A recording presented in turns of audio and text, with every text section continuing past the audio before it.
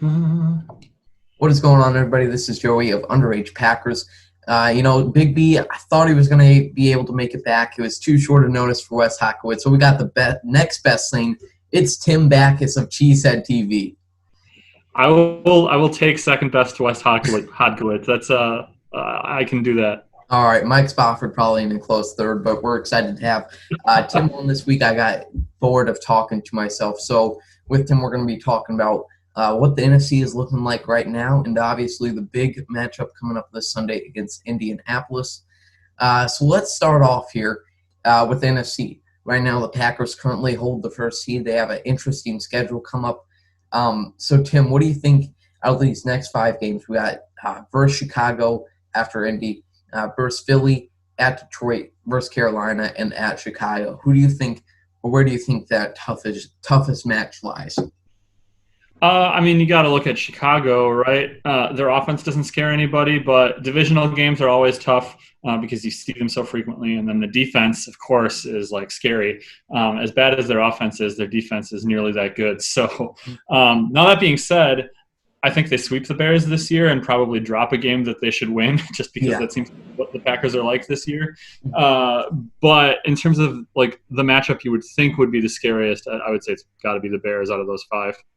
Yeah, there's some really tough ones. I would say probably the Panthers are the only playoff team I can see out of there. Hopefully the division doesn't come down to Week 17 in Chicago for another 10-3 shootout, but Chicago hasn't been on the best stretch lately.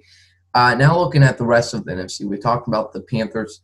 Who do you think, just looking around the other divisions, who do you think gets all those other divisions in the NFC? Boy, the Panthers would have to come back from pretty far back. It's not out of the question, but I don't know if I see it with them. I would say, NFC South, we're looking at Saints and Buccaneers are, pretty much a shoe-in. Mm-hmm. You've got the Packers in the North. You've got a team in the NFC. Yeah, it doesn't matter. They'll probably be 6-11 anyways. It'll probably end up being the Eagles because of that tie, but oh man, it's just so sad that you've got 4 pretty good teams in the NFC West, and one of them is going to get left out for junk out there. That's 4, and then it's probably going to be 3 coming from the NFC West, right, to get our 7th. Yeah. So you've got the Seahawks, the Cardinals, and the Rams all right now are there, but 49ers, you never know. Like they could get on a roll if they get healthy, and they've got the coaching, they've got the talent. There's plenty of time left for the 49ers to get back in the mix as well. I think the Bears are probably going to be left out. They've lost 4 in a row, and not really scaring too many people at the moment. But I would say that's kind of how I see things shaking out at the moment. Yeah, that 7th seed is really going to come out and help a team, especially in the NFC West. Like you mentioned, I think the Rams were one game off from winning the division, or at least getting that playoff spot away from some other wild card team. But yeah, I completely agree with you that South's going to be tough. We'll see if the Panthers can come out there and fight again for that 7th seed. The wild cards are going to be very competitive this year, and right now it's the Packers conference to lose. We'll see how that stands after this last stretch of the season. Yeah, it's crazy, especially with only one team getting a bye now too. It's really going to be a meat grinder that first weekend because you're going to have all these teams, and I think the NFC is going to be really competitive. I would say even more so than the AFC. But it's going to be an interesting weekend of football for sure. Wild card weekend. Yeah, the Patriots aren't that powerhouse now in the AFC, so we'll have to see. Maybe the Chiefs are going to be that for the next 15 years. We'll have to see how that shapes up. But now let's talk about another playoff contender in the AFC, the Indianapolis Colts. Packers finally getting back away, which seems to help them out this year. Aaron Rodgers is doing phenomenal in domes so far this year, whether it be New Orleans or any other team so far inside Detroit, coming up here in Minnesota. So the Colts offense, I think both teams right now, their defense tells a lot more about them. The Colts, that being that the Colts defense is a lot better and can get a lot more turnovers, and their offense would benefit them, and the Packers defense being the one that kills them every time. But Phillip Rivers, right now, he's having an interesting season. I don't think it's outstanding, but it's what you would expect for a 39-year-old Philip Rivers. 2,300 yards, 11 touchdowns with 7 interceptions, which I think is going to be the big one, Tim.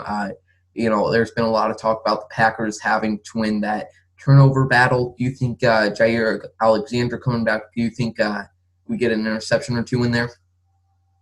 God, I hope so. Just because I'm just perpetually nervous about like what a Mike Pettin defense is going to do, and especially like you got a veteran quarterback in Philip Rivers who like Rivers didn't have a great year last year with the Chargers, but he still tore the Packers apart in that one game that they had, and it's because you get a guy like that who's seen so much over his pretty impressive career.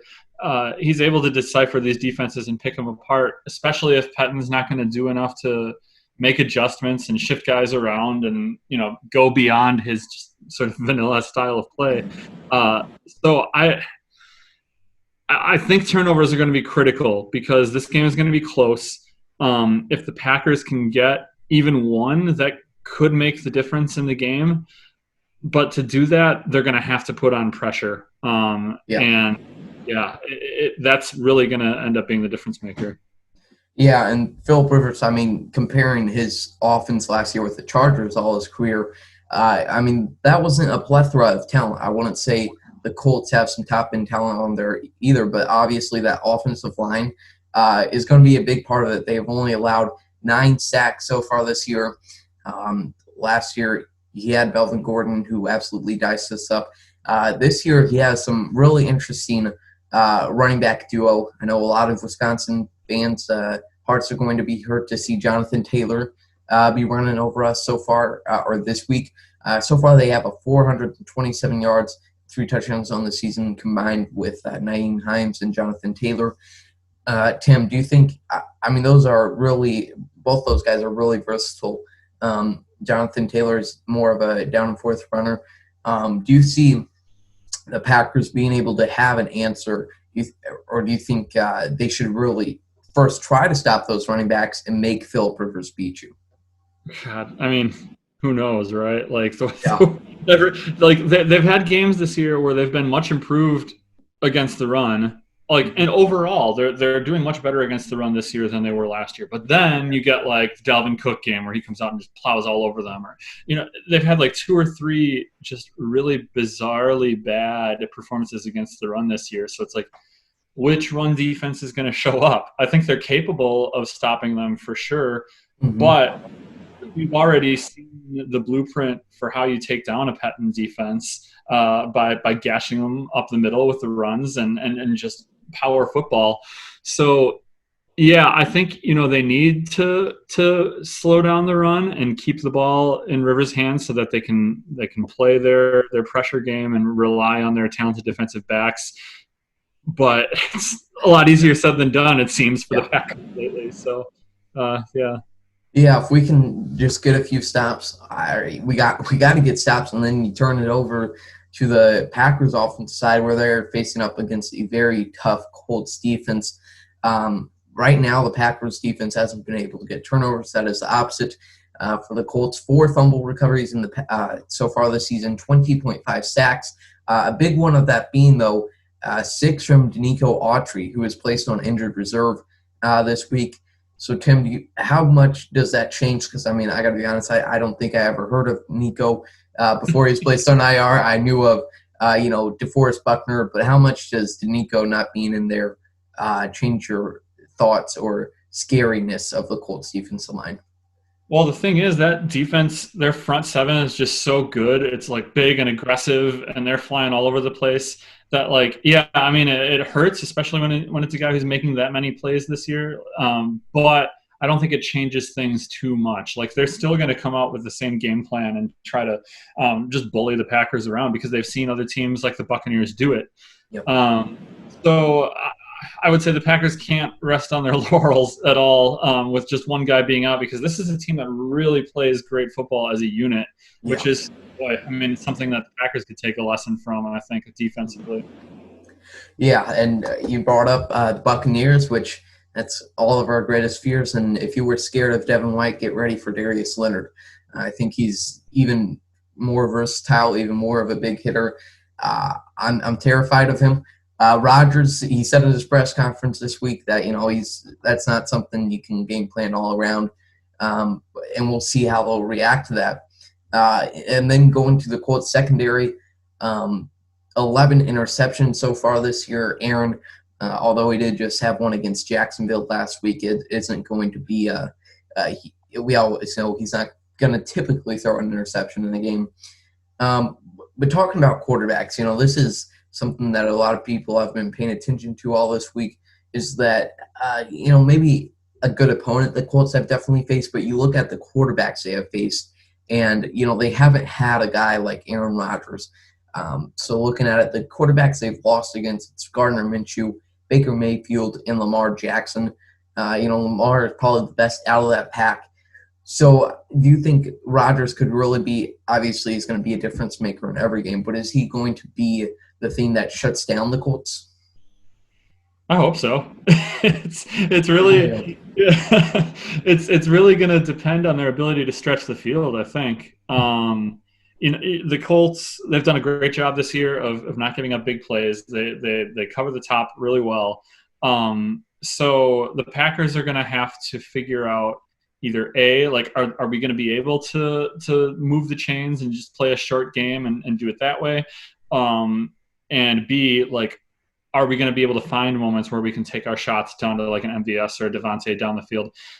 I think a big factor in that is going to be if Allen Lazard plays. We still don't know for sure. So if Lazard plays, that gives the Packers another option on top of Adams, who can reliably move the chains. And the more you get guys like that operating really well underneath, the more it opens up the top for you. And I think then you can throw out more shot plays. So, I think anytime you have a guy like Rodgers, you like your chances, right? No matter who the defense is. But the ability to stretch the field will help a lot if they're able to do it. And that means getting the running game going and getting the short passing game going and moving the chains reliably from the get-go. Yeah, the Packers all this year have thrived on those big plays. All the big wide receiver games, all those, whether it be a good game for Allen Lazard in Week 3 or MVS this past week, it's all really because of 70-yard touchdowns. And the Colts, if they can take that away, then it's going to be really tough for the Packers, because we've seen them. I think Minnesota is a really good example in Week 8. They've really struggled when they can't get those big plays going. So, Tim, what do you think? You're Matt LaFleur now. What are you doing based on the personnel you have to get, like you mentioned, that run game and the short passing game going? Yeah, I think the big thing is just staying in rhythm, right? They've got such great schemes to be able to get guys open underneath, whether it's with crossing routes or slants or whatever it is. They're working their guys open, especially out of the bunch formation. We've seen that a lot this year. So I think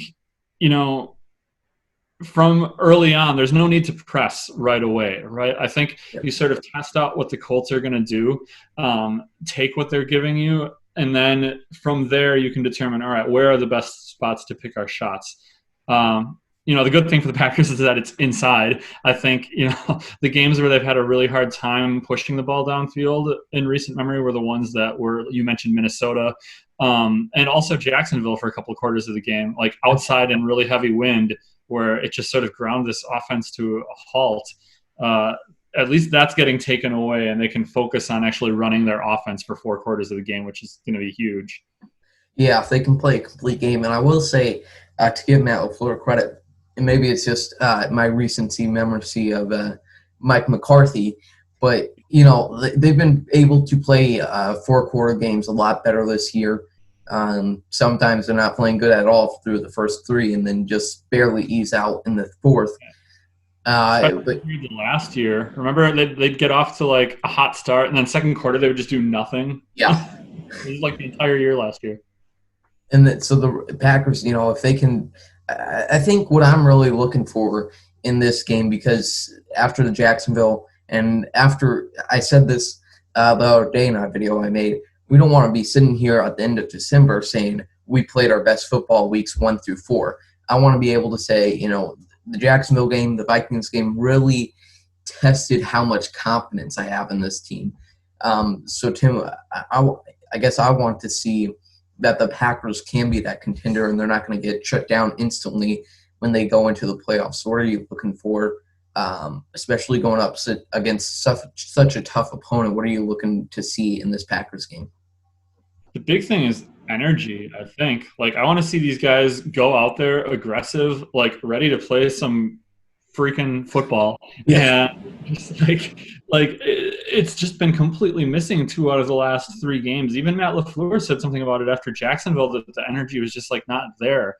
And, I try to avoid saying things like, oh, they have to play with more energy or more heart. But when even the head coach is calling you out about it, like, so is it a thing where they've just been playing down to bad opponents, or, is it something else?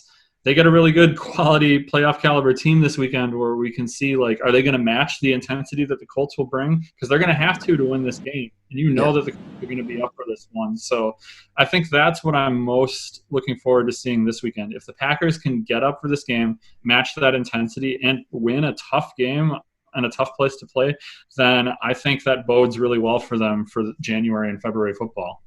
Yeah, I would love to see, the playoff teams we've played so far, probably the Saints, which I think was a really good game for us. Buccaneers, obviously, we don't want to talk about that. And I would just love to see us, even if we don't win, obviously, I'd love to be heading out of here 8-2. But even if we don't win, if we just put up a good game, maybe the home and field advantage ends up putting the Colts out on top, I'd be a lot more happy and a lot more confident in this team, especially after Jacksonville. And then we'll have to see how that final stretch goes. Other than that, I guess let's see. The key matchup, player on player or group on group, what is your key matchup for this game, Tim? It's going to be, how do the Packers handle the Colts front seven, I think. Just because that unit is so good. The Packers offensive line is up to the task for sure. But how does Aaron Rodgers handle it? Like, we've seen at times when he gets pressured this year, he gets a little skittish, starts to not make as good of decisions, gets a little less accurate. His passer rating when pressured this year is not great, especially compared to Phillip Rivers. So, like, how do the Packers handle the front seven? If they can get by without giving up too much pressure, too many hits, I think they're going to have a good chance of winning the game. If they end up getting in a place where they have to start running around to avoid everybody, where Rodgers is sort of playing like a chicken with his head cut off, then it's going to be a long day for him. Mm-hmm. Yeah, he's going to have to find his open receivers, and hopefully they're open to start off, and the pressure doesn't get to him. I think the game plan for everybody going down the stretch should be do what the Buccaneers do. Even if you don't have all that personnel, just blitz 7 every play, and then Mike Pettin will probably rush 3 on you, so your offense is all fine and dandy. I'd probably have to agree there and say, that's the toughest match. The toughest part of this team, the Colts, is their front 7, having to stop them. And Matt LaFleur offense has done so well scripted so far this year, running the plays right off the playbook. So if they can stick to that, at least in the first quarter, and get more of a better idea of this team, then they should be looking a lot better. Yeah, crazy is too. The Colts are one of the league leaders right now in getting pressure with just a 4-man rush, and like anytime you're able to do that against a quarterback like Aaron Rodgers, like that's how you win, right? I mean, we've seen it with great quarterbacks over the years. Tom Brady is a great example. Those 2 Super Bowl losses came because the Giants were able to rush with 4. Aaron Rodgers, if you're able to rush him with 4, you're looking pretty good. So it's going to be a big deal. Yeah. All right, to end it off, and then I'll let you go, Tim, your final score prediction for this game. Yeah, I'm going to go Packers 27, Colts 23. Probably against my better judgment. I think this is the toughest matchup they've had this year, more so than the Buccaneers. Yeah. But I like the fact that they're playing indoors. I like the fact that they're coming off a couple weeks in the last 3 or 4 weeks here where they've been a little slow coming out of the tunnel. I think this week they have to be ready to play, and they know it. And I think they're going to do just enough. It's going to hinge on like 1 or 2 plays. I think they're going to do just enough to escape with a win. Yeah, I would agree with you there. I think it's going to go either one of two ways. It's either going to be a Colts blowout or a tough game where either team comes out on top. I'll say Packers 24, Colts 20. Going in the same direction as you. For Big B's sake, I will tell you Jamal Williams is the goat. The goat. And I know a lot of people. I've seen a lot of people that are going to the game on Twitter. The only time I've been to Lucas Oil is for the combine this year. Whatever you do, do not go to the Papa John's right at the entrance. So why is that? That's my only advice. Why? Because one, it took way too long, and two, well, mainly because it took too long. By the time it get to me, it was so cold, and it was just not Papa John's quality. Boy, that's saying something. Yeah, Lucas Oil, get it all together. All right, Tim, thanks so much for joining me. Hopefully, Packers get a win this weekend. Yes, and go Pack, go. Love it. Thanks, everybody, for watching. Make sure to follow Underage Packers on Twitter. Follow Tim on Twitter, the newly 1,000 follower. And follow me because my Twitter got suspended. So follow my new one. Thanks, everybody, for listening. Go Pack, go.